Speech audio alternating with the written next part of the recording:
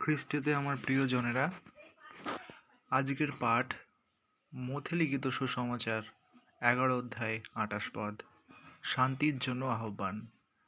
হে ক্লান্ত ও ভারাক্রান্ত লোকেরা, তোমরা সকলেই আমার কাছে আইসো, আমি তোমাদিগকে বিশ্রাম দিব। এবং দ্বিতীয় পাঠ যোহন লিখিত সুসমাচার 14 অধ্যায় 27 পদ। আমি তোমাদিগকে শান্তি দিয়া যাইতেছি, আমারই শান্তি তোমাদিগকে দিই। জগৎ যেমন দেয় আমি তেমন দিই না। তোমাদের হৃদয় উদ্বিগ্ন না হোক আর ভীত না হোক। খ্রিস্টতে আমার প্রিয়জনেরা, সবাই আমরা ফিরে আসি ঈশ্বরের পথে। আমরা সবাই ফিরে আসি তারই দেখানো পথে।